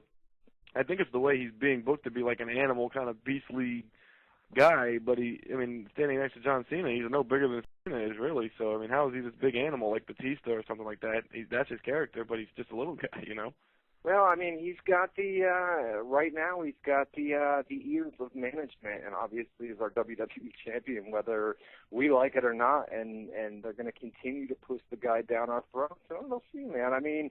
If there's one way to get a top heel over within the company, it's having him continue to do on a weekly basis is beat down after beat down after beat down, and that's what they've done so far. So so far it's worked, you know what I mean? And ratings haven't taken a significant drop because of it, you know what I mean? So WWE. I think WWE is always going to have that 3.0 rating. Man, you guys, if you're calling us up live, do me a favor and turn down your speakers for a few minutes. We only have one phone line open, and I didn't give out the number to call, but it's 518-712-3070. And just do us a favor, turn down the speakers before you guys call in, please. Caller, you're on there. What's going on? Hello? Yep, go ahead, buddy. Hey, I have a question regarding a couple things, especially regarding Teddy Hart. Now, I read on his website that Teddy Hart has been telling friends in Mexico that him and Jack Evans are going to be going up to WWE with Bret Hart. And I just want to know, because of Teddy's history with WWE, do you think that is true or? That's an interesting point, because Teddy Hart and Jack Evans. Teddy Hart's told people in Mexico, like you said, that they're likely on their way to WWE. The problem with Teddy Hart is they had him in developmental. I believe it was last year or the year before. They had him in developmental. Well, that long ago, yeah. He's got that Lacey Von Erich syndrome, where basically he goes out there, and this is a guy where, you book matches and you tell a storyline leading up to a match where you start out, and this is a guy that goes balls to the wall, kind of like best way to explain, he's a great worker, excellent in-ring work. Compare him to somebody like Evan Bourne, obviously a little bit bigger, but he's got that thing where, when they tell him to do something and he goes out there and defies management, that doesn't get over well. You know what I mean? Yeah, he's been labeled the prima donna pretty early. Caller, you're on the air. Right. What's going on, man? Hello? Caller, go ahead. Yeah, go ahead. Yeah. Yeah, I got a very good opinion on the whole WWE versus TNA thing. The thing is, I sat there and read on your website or some website that Honky Tonk Man was sitting there saying that Hogan was in bed with Vince for so many years. And the way I look at it, it could quite possibly be true. Hulk Hogan's going to go in there and build up all the TNA's top stars, and then he's going to somehow make it to where it folds and take all the TNA top stars to WWE. Well, I don't think. I mean, TNA management is not going to let that company fold. I mean, obviously, if they see him doing things that are completely out of whack, Hulk Hogan is not the owner of that company. Dixie Carter's the owner of that company, and it's their money, yeah. But I mean, it's their money. But the fact is, you've already got Hogan. He's already done a ton of stuff. You've got footage of Hogan that you can use, whether he's there or not there. You've now got footage of Hogan that you can play for years to come. And you know what I mean. As far as you know, is he gonna make that company fold? I don't believe that's his goal. I think he's there to honestly help them. But as far as him at some point up and leaving and all TNA's talent going to WWE, I don't think. I think TNA management is a little bit smarter than that, you know. I mean, we'll see, man. If you turn the money around and then they see some money and then they'll be chasing it forever and losing it while that happens. I mean, that's what happens to WCW. Caller, you're on the air. What's going on, buddy? Hello. Yeah, go ahead. I want to comment on this TNA-related piece of news that I read on the internet. So I read Hogan wanted this slow-paced style of matches. That he did not really want any dynamic into the matches. He wants wrestlers to go out there and, like I said in WWE, he wants guys to go out there and in their matches tell a storyline. That means start it off slow, work your way up, do the near falls at the end, and then eventually get the pin. He wants to try to show these guys, these new young guys, the philosophy behind the matches. You know what I mean? To slow it down a little bit. I mean, TNA is a high-paced in-ring product, which is good. But you got to slow it down and make stuff mean more. Stop taking as many like the Abyss matches. Those things are train wrecks. You can't have. I mean, I understand that that's like their thing every pay-per-view. They have the one crazy insane match or whatever. But right, you don't want too much of that stuff going on, you know. And there is a lot of it in TNA with between the X Division, the big hardcore matches they do.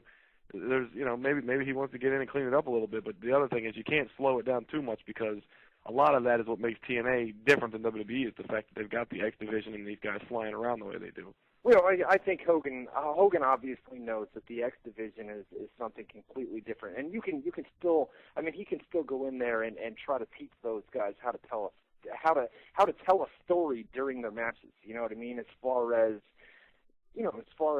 all your spots and just not going out there and going balls to the walls. But the X Division is something that I believe we're always going to have the X Division within TNA, whether Hogan likes it or not. And as far as slowing down matches, like the other caller said, Well, the other thing he could do, I mean, he could make the X Division a lot less important and have it be like the Cruiserweight Division in WCW, where it's just like a functional thing for the beginning of the shows and, to blend in with the other stuff that they do. I mean, X Division is kind of the heart and soul of TNA right now, and if they take the importance off of that some, that could be what they do. That could be a way to make it mean less. But I don't know. I mean, it's definitely going to be around. A lot of their top guys are recognized as X Division. AJ, Joe, all the homegrown guys. So. Oh yeah. Guys, Caller, you're on there. What's going on, buddy? Yeah. First, I could comment about the UFC. I think 108 was pretty good. But I cannot wait until the Carwin Frank Mir match happens. I think on UFC 111 in March. Cannot wait to that one. I said, oh my God, can't wait.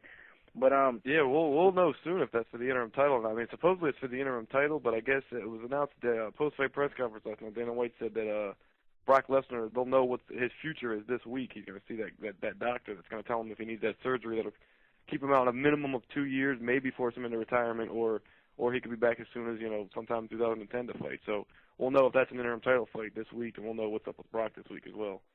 Yeah, that'd be real good to hear about that. What's up with him?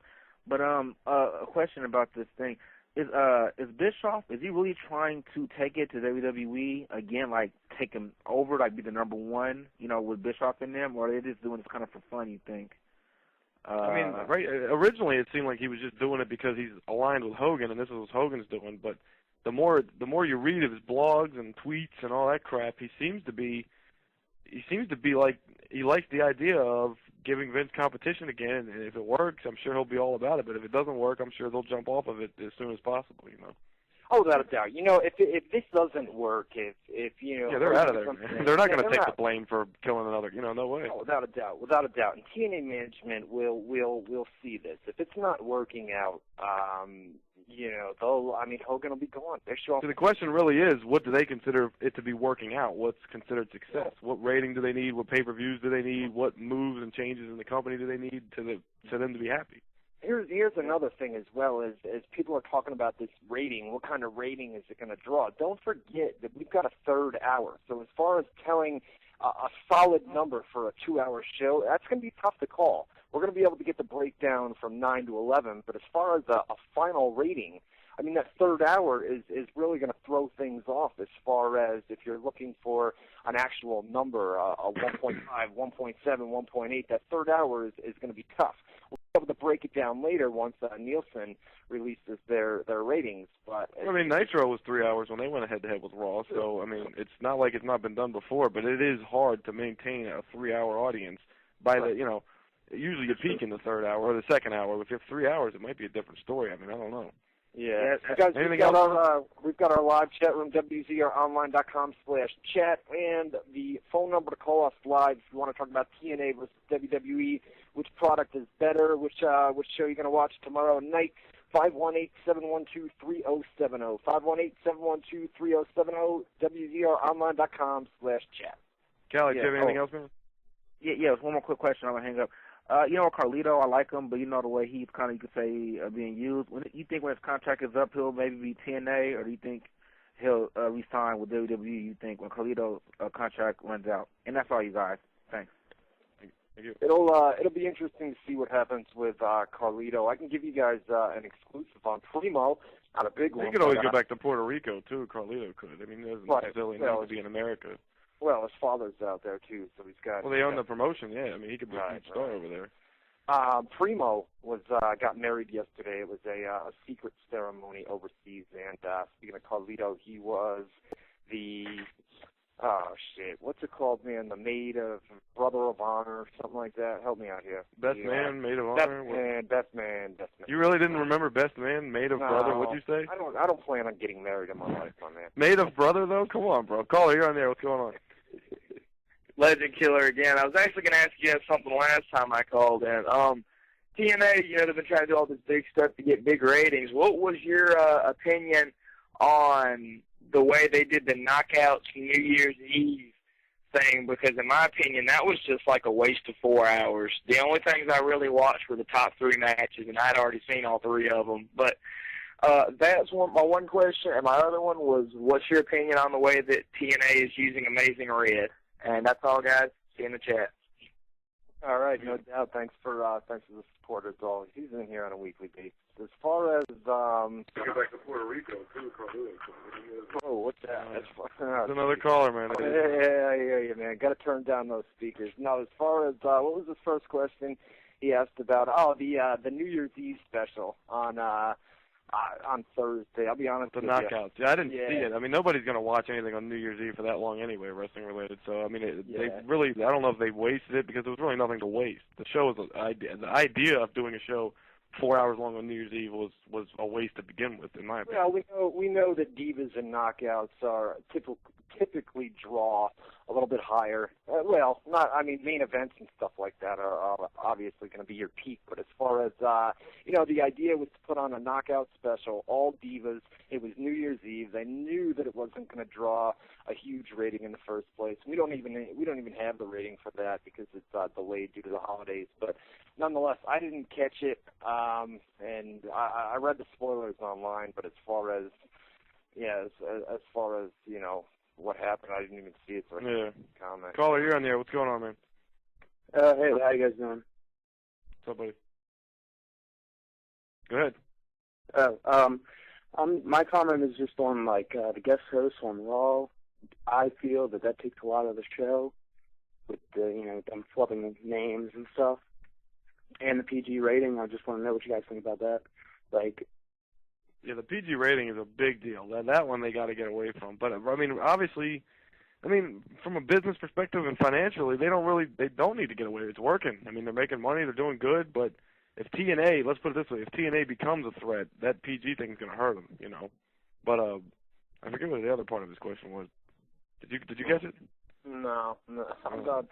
I'm flustered here. I'm working. Me too. There's a million. Here's another caller. Caller, you're on there. What's going on, buddy? What up, little PP? Yeah, that's bad. What do you say? I have no idea. Guys, if you want to call us live, it's 518-712-3070, taking your live phone calls. You know what we're going to do? Hold off on the next caller. Let's get the chat shout-outs out of the way for just a minute, man. This is going to take... You starting up top, or where are we going? I'll start from the bottom. I'll work my way up, and we'll try to get each and every one of you guys for showing up tonight. Let's do it. There we go. NWO Impact, XX Brian, XX12, WWE, Wrestle Glory, Wise Guy 92, Yez 71, Valance, Triple ZZZ, Todd Frizzle is in there, TNA Orlando fan, TNA fan 2010, the People's Champ 21 is in there tonight. We've got the Paint Chip, the One Man Dynasty, Swax 1, Subliminal, Space Cat Roger, Scottish fan, Sam Clueless 123, Ryan Clark's Mandate, Jesus Christ, man, RKO XX Kane, Rick Zio, R Dub is in there. I think he just called in. Razor 2910. New Fall is in there. My Own Friend, Music Fan 526 is in there. Mr. Anderson TNA, MKNZ. Also got Kennedy. Legend Killer. We've got Wayne D. We've got XJ6, Dynamite J. AJ is my hero. All right, Craig Ba.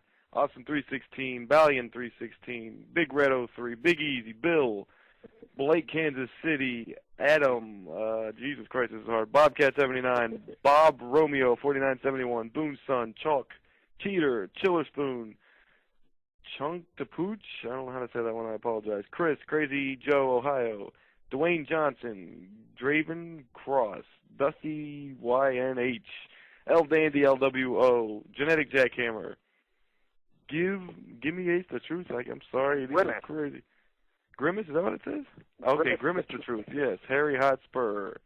Hope for All Wrestling. Jay Bizzle, 84. Jay Serve, 5. Joe Bill. Carrie NYC. King Bearer. Ooh, you got to take them over, bro. These are crazy. I got callers zapping. Lale, NFL, Lithium, Living Dead Guy, Magnitude, Maca, Master Kennedy. And I think I got y'all. Guest has just joined the chat room. Nick HB joined the chat room. Jay Bizzle, Avatar. Everybody. Hopefully we got everybody. If you want to get the full live chat, you can do so right now at WZROnline.com/chat. And we're taking your live phone calls probably for about the rest of the show because we've got a ton of them tonight. It's 518-712-3070. Actually, I think we should get into some of the actual non-WWE versus TNA news really quick while we let some callers freshen up. We're getting a lot of repeaters, so. All right, no doubt. Let's we'll talk about some regular news. We had the sad passing last week of Dr. Death. Steve Williams had been battling cancer for quite some time. Passed away last Wednesday, I believe it was, at the age of 49, which is obviously way too young to die. But sad story. We had, this had been expected, as bad as it sounds. I mean, the guy had been battling cancer for quite some time, had actually... they started that whole Wrestlers Rescue thing to try and help him out, remember? Yeah, Dawn Marie started that group, and basically, he had improved, but not to the point where he was not even close to being cancer-free, but had shown improvement, and, as bad as it sounds, doctors didn't expect him to make it this long, and it came last Wednesday that he had passed away due to cancer. So a sad story. I was never. I mean, that was before my time. Did you watch any of his? Yeah. You know what? He did the Brawl for All. Yeah, right? he did the Brawl for All. He got knocked out by Bart Gunn. He was expected to win. He was expected to win that, but they didn't realize Bart Gunn was a badass. But I caught him. I watched NWA a lot when I was a kid, and he was in the Jesus, these callers are insane. He was in the Varsity Club, which was like a group with him and Kevin Sullivan and Mike Rotundo, who went on to become IRS and WWE. So I saw a lot of him as a kid. He was good, man. He was one of those badass guys. So somebody caller, you're on the air. What's going on, buddy? That he was one of the toughest guys in the business back in that day. Yeah, he was a legit wrestler, amateur wrestler. He was a legit football player. So I mean, he was a tough guy. Yeah, but I mean, as we saw in the Brawl for All, he was maybe not the best skilled fighter. I mean, just like a tough guy in a bar, though. Right. Get back to the phones here. Caller, you're on the air. What's going on, buddy?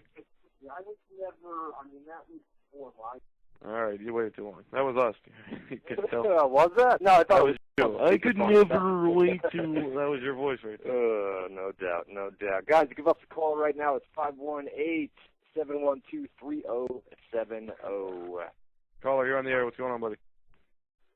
Man, hey, what do you think about Rick? Hey, what's up? Hello. Yeah. Dude, what do you think about Ric Flair showing up on Impact tomorrow? And turn your speakers down when you call in, man. I can't stand that shit. He asked about Ric Flair on Impact tomorrow. Do we expect it or not?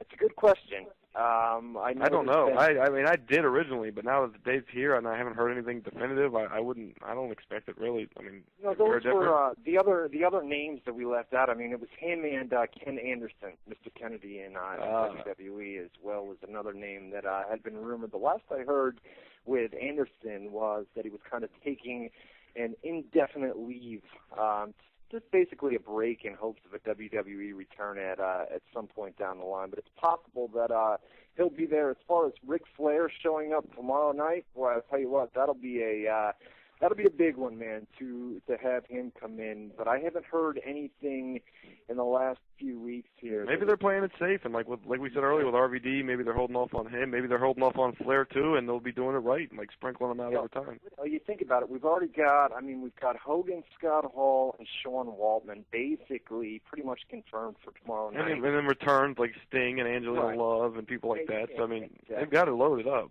Yeah. Caller, you're on the air. What's going on? Hello. Go ahead. Hello?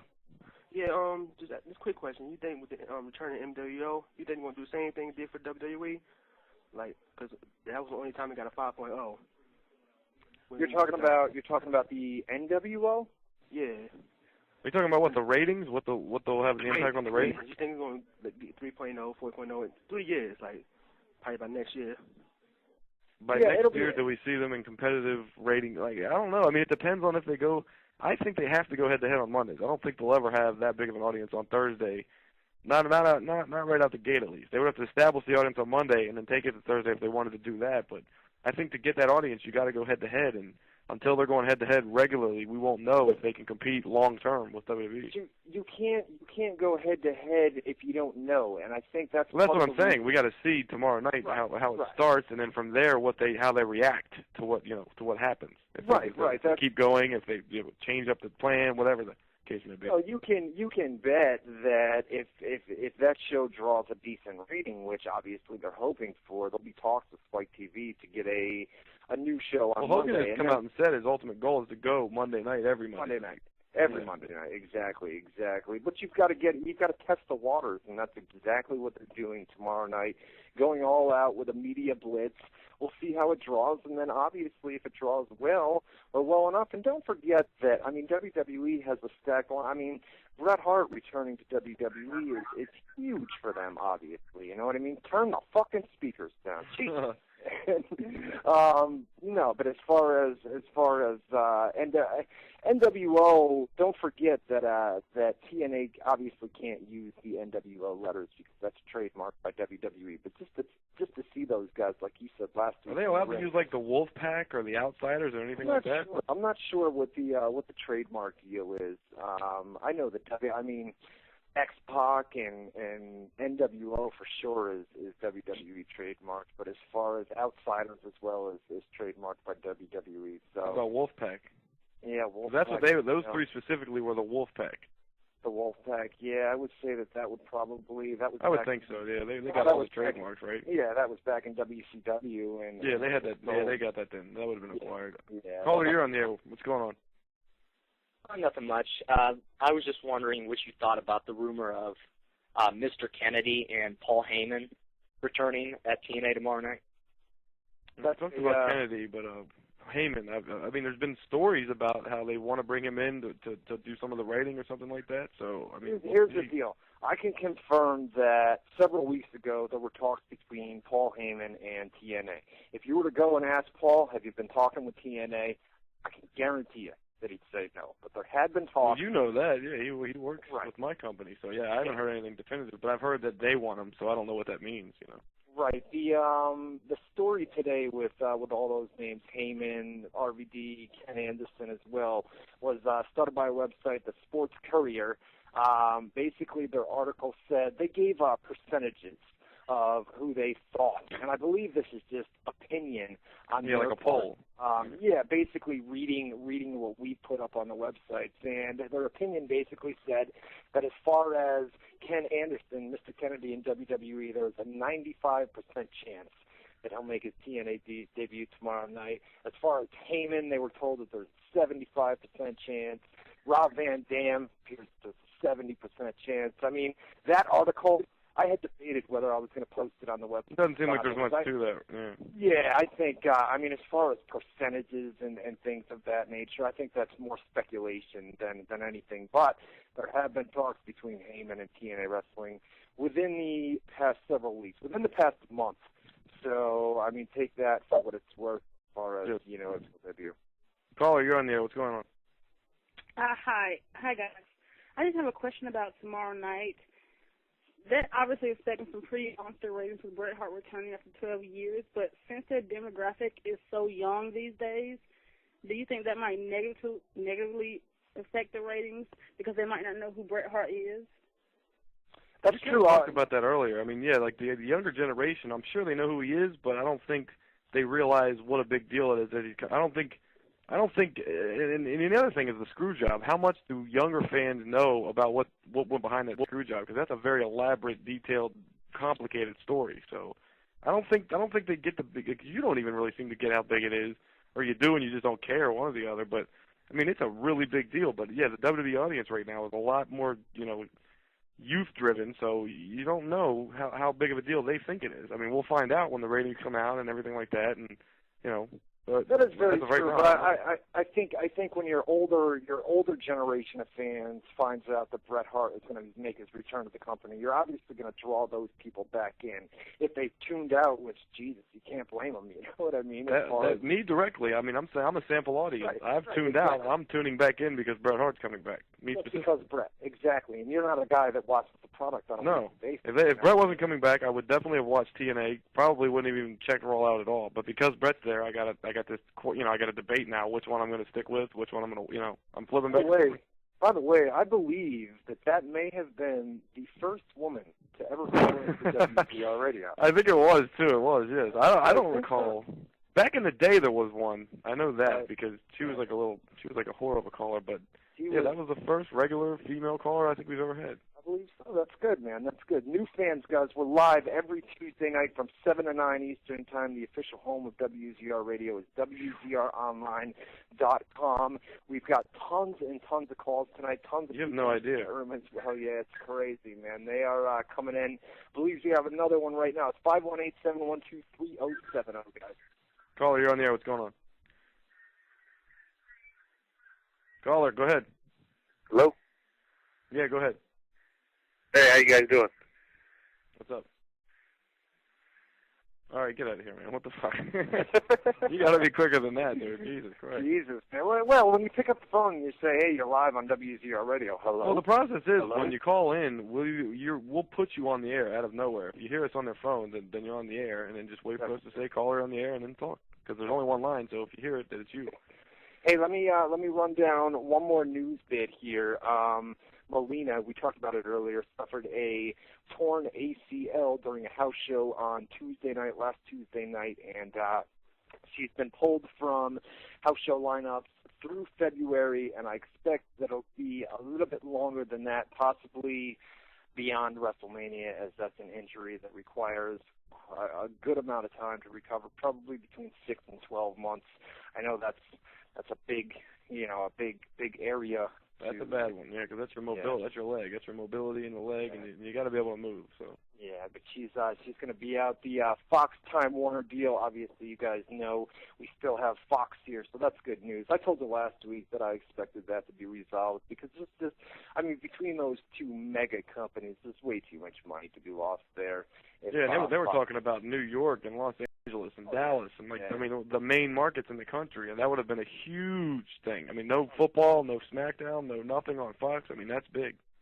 Fox would have been completely gone. So they agreed, and talks are ongoing. So we still have Fox for the time being. So that's good news. And then isn't that American Idol too? So they got everything over there.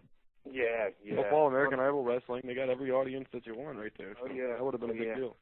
And then one last bit here. Mickey James on her Twitter account, she posted a photo and a little bit that I guess she was rear-ended by a 17-year-old that was texting on her phone or something like that. She had an article or a tweet on Twitter. So nothing serious. She had a photo of the car, and it didn't look all that bad. So nonetheless, that's all the news we got. Guys, if you want to call us live, it's 518-712-3070. Probably going to take your live phone calls here for the remainder of the show. And then we've got our live chat room, WZROnline.com/chat, still packed. And I've got to say this again, if you like what you heard tonight, join us every Tuesday night from 7 to 9 Eastern Time, WZROnline.com. Same way you found us tonight, you can find us every Tuesday night at 7. Yep. Caller, you're on the air. What's going on? What's up? It's XX9XX12 from the chat. What's up, buddy? I got a question about Vince Russo. You know how you post that article about him saying he was going to crash Hogan's parade? Do you think they're going to use him as an on-air talent? That was interesting. They have the storyline. They obviously probably wouldn't build off of something from WCW, but the last time they were on the same screen together was like a mini version of the Montreal Screwjob because Vince Russo kind of screwed Hulk Hogan. There was a lawsuit over that and everything. So they've done it before. They could do it again, but I don't think so. I'll tell you what, it'll be an interesting few weeks as far as what happens at the TNA tapings tomorrow night and then Tuesday as well. It'll be an interesting few days as far as creative is concerned, and like we noted earlier, Russo and Hogan have already sat down. They've had face-to-face meetings. Dixie Carter was there as well. Eric Bischoff was there. So they've had sit-down face-to-face meetings. So it's not like they're coming in tomorrow. These guys are going to arrive at the Impact Zone in Orlando, and they've not talked about anything. You know what I mean? This has been going on for weeks now, and there were meetings several weeks ago in New York City and in Nashville as well. So it'll be interesting. There's going to be some major changes within TNA, and those changes are going to start tomorrow with tons of surprises, tons of debuts, tons of backstage stuff. As far as this is where you're going to get into the politics game of creative and booking and things of that nature. And this is where it gets ugly. And you've got it's a big night, bro. Everything changes tomorrow night. It's hard to speculate on anything yet. Because it's a whole different game tomorrow night. Everything's different. Nothing's the same really. So, caller, you're on there. What's going on? I can't hear you. Get out of here. Well, did you even hear? Was he talking or was that a noise? What was it? I think it may have been a prank call. I'm not sure. Okay. Who knows? 518-712-3070. Give us a call right now. What else do we have in the show file? I got some MMA news. I know you're not really big on mixing that in right now, but one thing I do want to talk about. We talked about Brock already, but another big story that came out of the weekend was Rashad winning that fight at the UFC 108 pay-per-view. Rampage is officially back, and Dana White said at the post-fight press conference that he's going to make that fight next. 100% sure he's going to make it, and it's going to be in May. They're looking to do it on May 1st in Montreal, but if they can't get it done for that show, they'll get it on May 29th in Vegas. So this May, we will finally get Rampage versus Rashad coming off The Ultimate Fighter, which would, everybody was dying for that fight after that Well, season. So. everybody's dying for that fight, but it would have been so much better if I they know. did it at, what was it, UFC 107, I believe. I think it was 107. It was the Memphis show. I think it was 107. Yeah, so, I don't know. We'll have to wait. That would have been a huge fight. It'll still be a huge fight because, I mean, all they have to do is remind people, and it's not going to be hard to remind it because a lot of people, that's all they've seen of the UFC because that was the biggest audience they've ever had for that Kimbo season. So. Right. Hey, there was a CM Punk was on a radio show several weeks ago. It's called the BJ Shea Morning Experience, and basically they asked him about Hogan coming to TNA Wrestling and what his feelings were on that. And I've got the quote from him. He says, "My take is, first of all, we have a tribute to the Troop show on Saturday. That's probably going to be a much better show than whatever TNA is going to put on. I have a lot of friends that work there, and I do love the show, but I seem to watch it on a perpetual fast forward. I really hope that something comes of it. I have zero faith in Hulk Hogan as a man who is, 60 years old and tries to dress like he's 18 and lives on the Jersey Shore. For a guy I've never met, I've formulated enough opinions about him just from being around him and like his business acumen and stuff like that. I really trust that he's not in this for TNA and he's not in this for the business. He's in this for himself. Hulk Hogan, I hope you prove me wrong. I hope there's competition because when there's competition, we step up, everybody makes more money, and I think it makes the business healthier, and that's what I'm looking forward to. But I don't have much hope." Tomorrow on the BJ Shea Morning Experience, Hulk Hogan's going to be on part of his media blitz tomorrow. He's going to be on a bunch of shows, and the plan is the radio show. I got a press release earlier today where they're going to play him the clips from CM Punk, have him respond. Yeah, exactly. They're going to play him the clips, and they'll have him respond to CM Punk tomorrow on the radio. We're going to have tons of stuff up tomorrow morning. Tomorrow's a big day for news. Yeah, those are all day long, I think. Tomorrow and Tuesday. Stay tuned, guys. Stay tuned to the websites because there is going to be a shitload of Tuesday will be even crazier because we'll have all the aftermath and then SmackDown tapings and TNA tapings are going right back on. So and we've got this radio show too. On yeah, that's right. We got to do this little shindig too. Caller, you're on the air. What's going on, buddy? See, I'm just kind of ticked off because that whole last interview you just ran was the entire reason I called in. So I was going to call in and ask what you guys thought about that, but as soon as you picked up the phone, I heard him start reading the interview off. I'm like, well, I guess I might as well sit here and listen to it then. That kind of sucks. Yeah, I'll tell you what, it'll be interesting tomorrow when Hogan's on that show because they are going to play him the clips, and we'll see how he responds. Like I said earlier, man, Hogan's going to do a media blitz tomorrow morning where there's going to be tons of. I mean, he's going to, like Boone said, there's always a golden Hogan comment in every interview too. So I can't imagine. All Hogan interviews, some of the shit that comes out of that guy's mouth is beautiful. It's crazy, man. It's a work of art. Caller, you're on the air. What's going to come out of your mouth, man? Yes, he said Hogan's going to come in. I don't think that was a prank. I think he was just talking into a phone like this. I don't feel like dealing with that right now. It's late, man. Don't give me a headache. 518-71. I still don't have this number memorized. 518-712-3070 and the live chat room tonight, WZROnline.com/chat. Caller, you're on the air. What's going on? Yes, sir. I'm calling again. 3 things that WWE needs to get rid of: Hornswoggle, Chavo Guerrero, and the stupid corny stuff in the TV PG.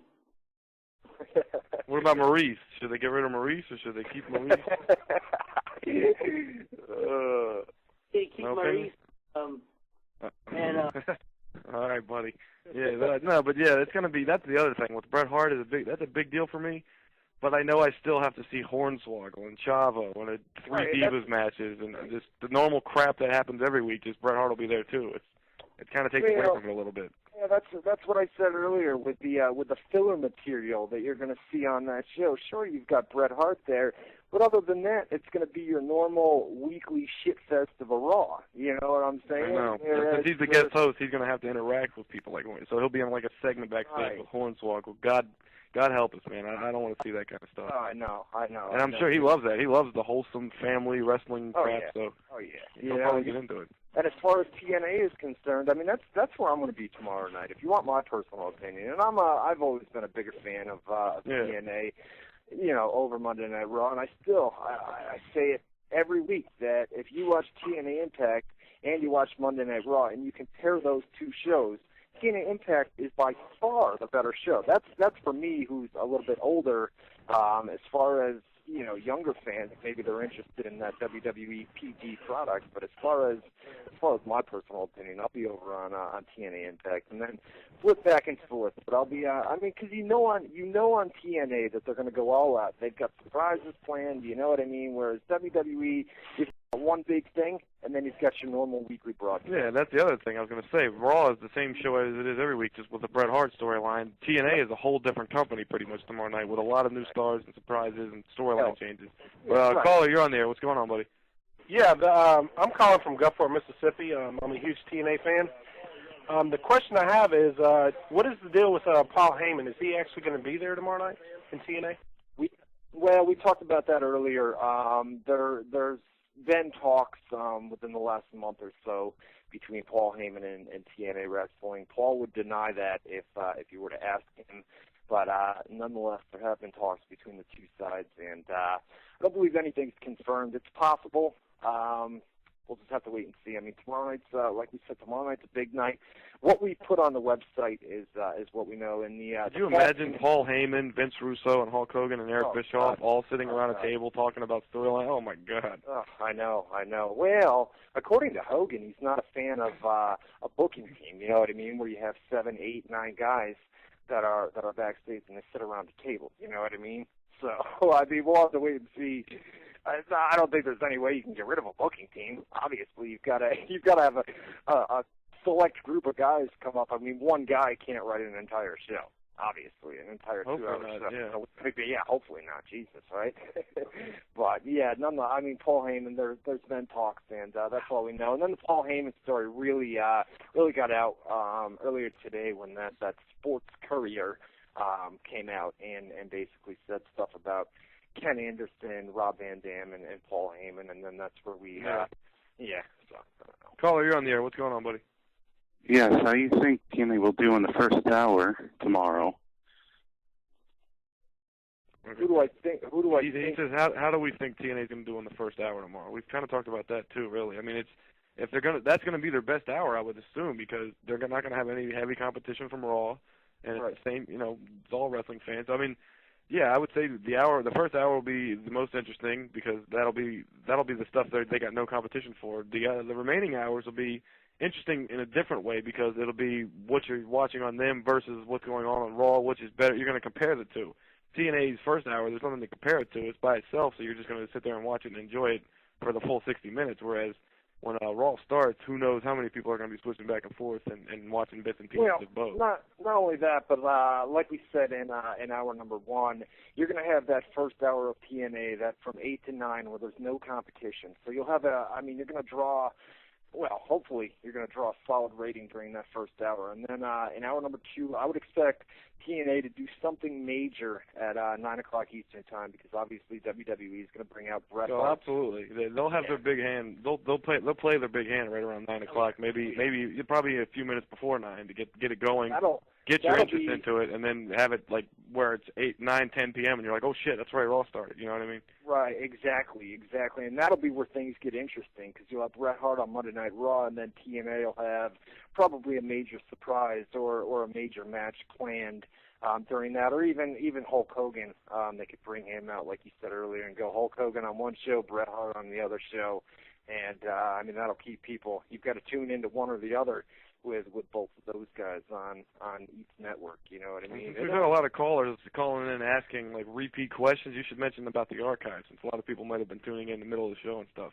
Yeah, no doubt. If you guys tuned in later on in the show, caught us a little bit late, we put the archives up on WZROnline.com. That's our official home of WZR Radio, WZROnline.com. The archives are usually up. You get them to me about a half hour after we go off the air. So we'll have it up at about 10:30 or 11 o'clock tonight Eastern time. So yeah, no doubt. Within 40 minutes from now, it'll be online if you missed it. You can check out the whole show. Exactly. And every Tuesday night, 7 to 9 p.m. Eastern time, WZROnline.com. We do the show every single week. Check us out. It's worth it.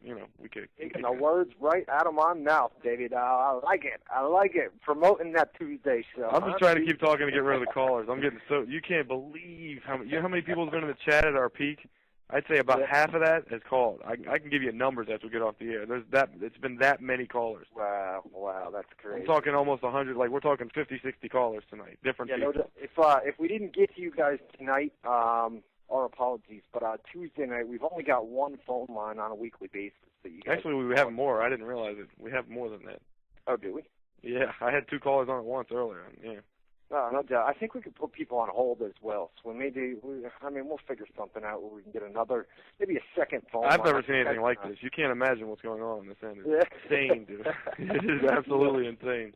Well, no doubt. If we miss you tonight, call us on Tuesday. And then, like I said, guys, like Boone just said, if you like what you heard tonight, every Tuesday night, 7 to 9 Eastern time, we've got the chat room. We're interactive. We do the chat shout-outs, take your live phone calls, all that stuff on a weekly basis. And we cover it all, man. We cover the WWE, we cover the TNA, UFC, whatever's going on, Strikeforce, anything going on that's big, ROH, we cover it. And Ryan, you go to a lot of the shows in New York, so they do live specials every once in a while. A lot of cool stuff. You never know who stops by. Big Vito could drop by. You never know. So Big Vito, I'm going to have him back here in the next few weeks. Possibly, you know what? We could do something this Tuesday. It all depends. If we have Big Vito on, the problem with him is we've got to do a 3-hour show. Obviously. It's beautiful though. I was going to say to people who don't maybe they're not a big Vito fan from wrestling.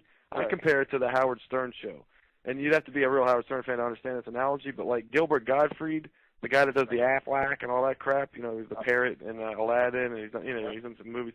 He's not a really big star. Nobody gives a shit about Gilbert Gottfried. Nobody would want to hear an interview with him. But you put him on the Howard Stern show, and he fits right in, and he's entertaining doing that as opposed to just Big Vito. You may not like him in wrestling, but when he gets on our show, he is so goddamn good on the radio. It's just fun to listen to that guy talk and stuff. It's good. I like it. It's fun to listen to him, and it's tough to put up with that ego. But it's fun at the same. Just listening to that ego, it's a work of you're like, God, that brain is insane, man.